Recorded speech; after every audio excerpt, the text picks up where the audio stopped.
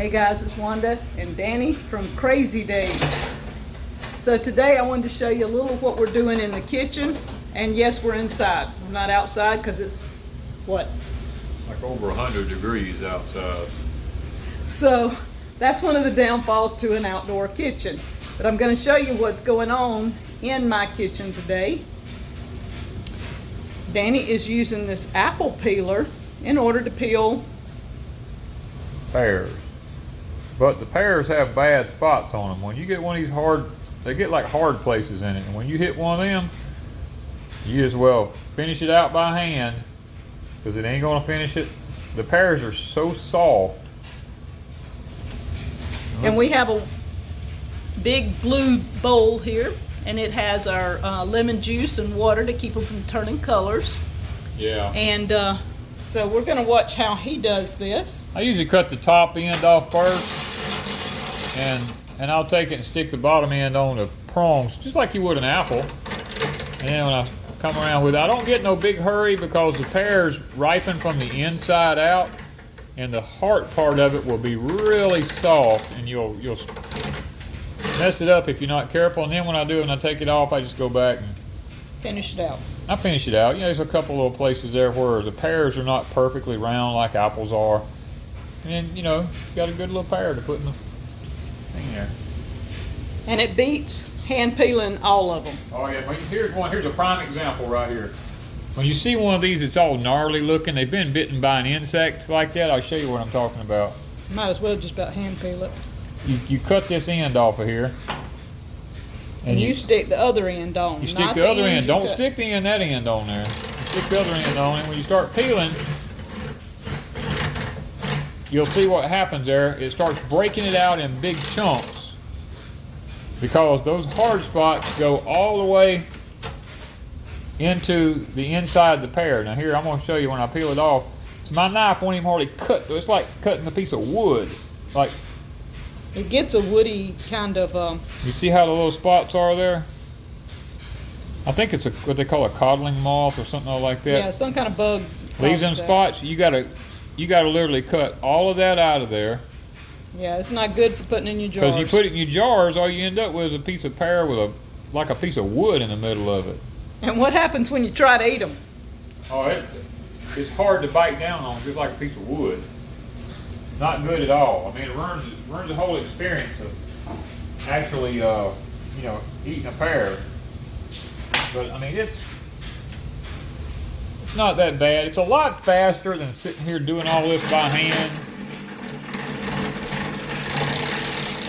Yeah, see, I couldn't hand peel that fast. There's no way you could have peeled that fast by hand. And we have a lot of noise. The air conditioner just kicked off. The dryer's going because he's got to have some overalls. Hey, what do you expect from a working homestead? We're not like the perfect TV. I think this is what TV's done. TV's ruined the experience for people who do videos because they expect everything to be perfectly quiet. All you hear is a person's voice. You don't hear anything in the background. That's fake. This is real. You hear the dryer going, you hear the AC running. You might hear the ceiling fan humming because we've got ceiling fans running. Those are things on a working homestead that should not be cut out of videos. And if it annoys you, you get a life. And this is the apple peeler that Danny has because I know somebody's going to ask. It came from Lehman's. It's called Redding 78 Apple Peeler. And Lehman's is an off-grid type store that sells all kinds of old appliances and stuff. And Danny did buy last year what is it called? It's an apple peeler that actually cores and peels all at the same time. I would be outside except for it's extreme, and he's in here because he has a place to put his machine on that table, and we don't have that table. I'm not moving everything outside just to peel a pear. This one is my water bath canner. I already have my water in it. It's hot. We're good to go. I don't put my jars in there in boiling water. I turn it on low and let it just stay warm. And then I turn it up once the jars are in there. My lids are here. I've got them on low. I've got the water in the back. This is 4 quarts of water. I'm fixing to add 4 cups of sugar.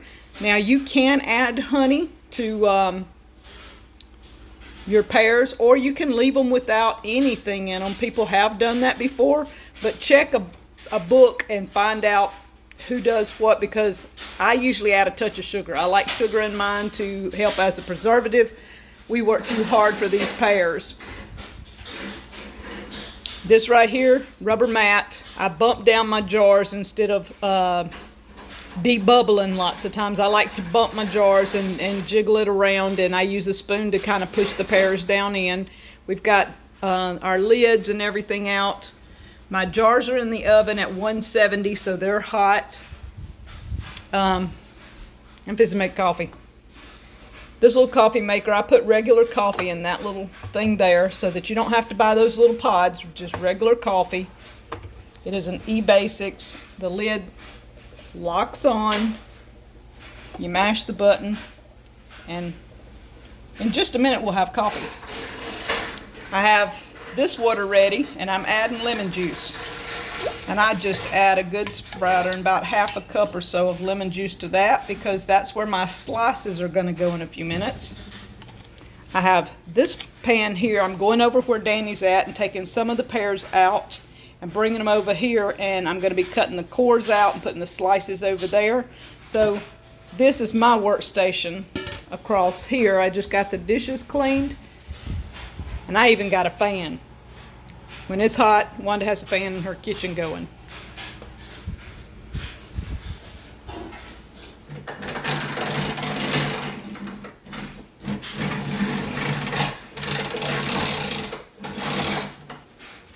Alright guys, so I'm going to be making pear halves, or not halves, about quarters and slices out of these. Any little giblets, I'm going to be making pear sauce. It's simply making applesauce, but I'm using pears. That's the only difference. Somebody's going to asked about the recipe. This water, it'll be 4 quarts of water, 4 cups of sugar, bring to a boil. I put the pears in there and let them go for 5 minutes. I boil them 5 minutes, and then I pack them in jars and put some of this sauce over in it. This is what you use in your jars, is the sauce and the pears.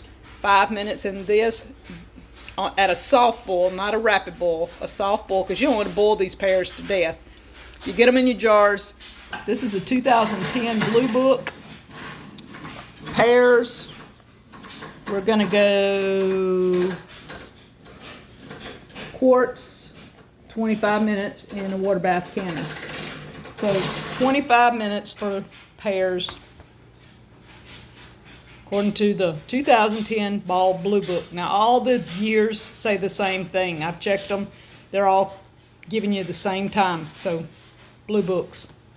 Okay, so now my coffee is going. We'll have it ready. I take and cut my pears in quarters, then I cut the core out. And these cores are deep.